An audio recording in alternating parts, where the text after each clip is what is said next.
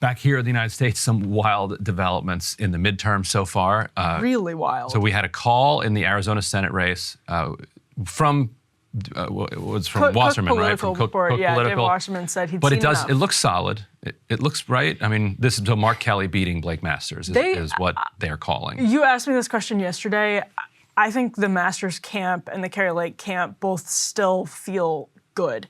Now, Dave Wasserman saying it's hard to see a path. It's so hard to see a path forward that, it's unlikely that Masters can pull it off. I think is probably a sign that the optimism in the Masters camp is overinflated. And, that's always the case with campaigns. They're always they're projecting optimism, and sometimes it's very sincere and real because they have a lot of blood, sweat, and tears on the line. But I mean, I think Arizona, because of what happened in Maricopa County, there's an election official in Maricopa County yesterday saying some 400,000 ballots weren't going to be counted until like Monday, but he didn't know when they were actually going to be counted, which just inflamed a lot of folks on the right. So with that happening, I mean, Wasserman can call it for Mark Kelly. I think that's a very plausible outcome. I also think things in Arizona are about to get really hairy, and I think there's going to be a lot of sort of litigation. Yeah, and I think I think it's worth calling out some Democratic hypocrisy in Arizona here, because the situation that you had on Election Day, where there was some mechanical failures and other problems. 20% of the election machines in Maricopa County were down in that morning. And so that led to very long lines. The Republicans sued to try to get an extended time period. Right. Often those extensions are granted. This time the judge said you didn't demonstrate whether or not anybody was unable to vote as a result of this. And Democrats just said, okay, well, good for us. We won that one. But historically, that argument would have been left out of the room. Like long lines suppression are by definition suppression. That's what Democrats have always said. That's their position. And Democrats have always been correct about that. Because you drive by the polling place and it's a 2-hour line, you drive on.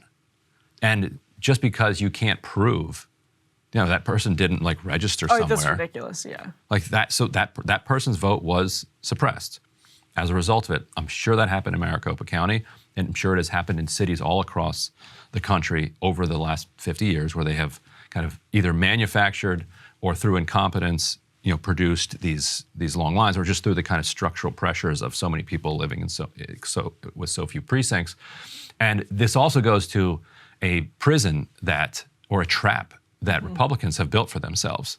So what they did is they convinced all of their voters that early voting is not safe, it's fraudulent, you're wrong if you do this. And so as a result, in a place like Maricopa County, which is heavily Democratic, and where the Democratic Party kind of oversees the election machinery. The election day voters are Republican. Right, the election day voters are Republican, and in this case, the Secretary of State is on the ballot and refused to recuse herself. And that was the thing that what Raffensperger did against Abrams in 2018, which Abrams and Democrats used to call that election corrupt for years. So why is this any different? And it's not just the potential for software updates to go badly, and boy, what a shame that you've got these 3-hour lines now, or whatever caused these malfunctions. The Republicans are also setting themselves up for weather events.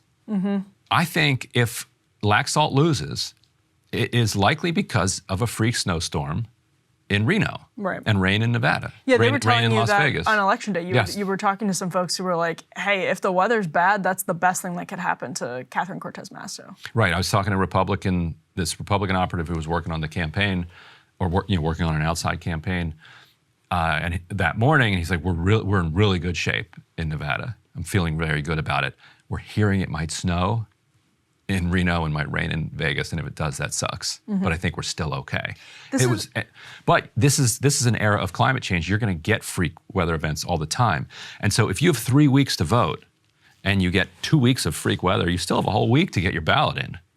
If you have 10 hours to vote, you are, over the long run, going to get hit with freak weather events in some of those 10-hour stretches, and you're also going to get hit with malfunctioning computers.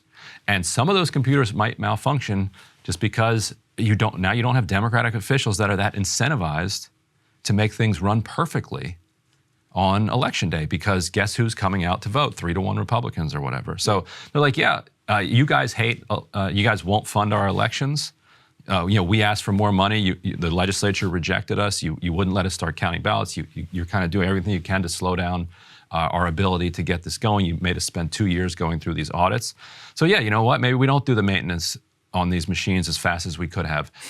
You can't. It'll be hard to prove that was malicious. But the incentives that Republicans have created are for Democrats to be like, oh yeah, real shame about those machines. Well, yeah, I don't disagree with that. Although I'll also say I don't even want to gloss over this, because I think it's hugely important that when the bill in Georgia was up for debate that Brian Kemp ended up signing, voter turnout was really high in Georgia. That doesn't necessarily negate the argument that the bill was suppressive to some extent, but I think the evidence suggests that it was not. It flopped if that was the goal. Yeah.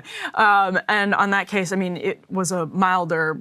Even the restrictions that it implemented were milder than a lot of other states have, including Delaware, the home of the President of the United States, who referred to that law as Jim Eagle, who referred to it as Jim Crow 2.0. And what drives me crazy is how the media ran with that narrative. And what we're seeing right now in Maricopa County, I would quibble with the label suppression. I don't think it was malicious. I think it was incompetent. And I think it looks really bad and is really bad for institutional trust. All that said, by their own definitions and their own metrics, Democrats and the media are just like almost gleeful about it, as opposed to like highly, highly concerned. And so the way that the media constructs narratives, we've talked about this before, we talked about it last week, I think. I mean, it's just incredible how they can create alternate realities and have everybody talking about Jim Eagle, Jim Crow 2.0, and then you see something like this happen, and it's just crickets. Right. So the suppression in Nevada, which we don't have a call on yet, that was from the Lord. From the skies. But it's divine intervention. Yeah, according to people who are watching this really closely, they feel like, at least the people that I'm seeing, maybe tell me if your kind of feed is telling you something different, that Cortez Masto has a very, very, very, very strong path it looks good. To re-election. Right. Yeah. Which that means that Warnock would be 51 if he wins. Yeah.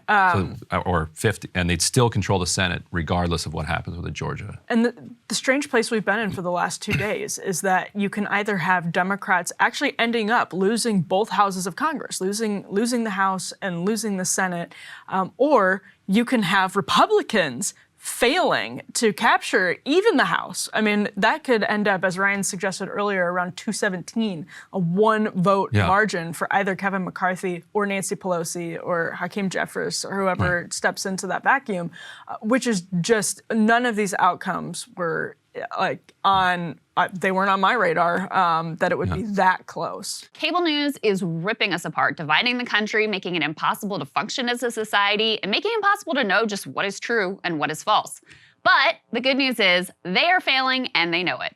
That is why we're building something new, a new mainstream, a healthier one, something more trustworthy, something that we are going to need in one of the most pivotal times in American history. We are building up here for the midterms, for the upcoming presidential election, but we need your help. So if you can help us out by becoming a premium member today at breakingpoints.com, we're trying to change America for the better and the entire world. So what are you waiting for, guys? Go to breakingpoints.com and sign up and help us build a new mainstream.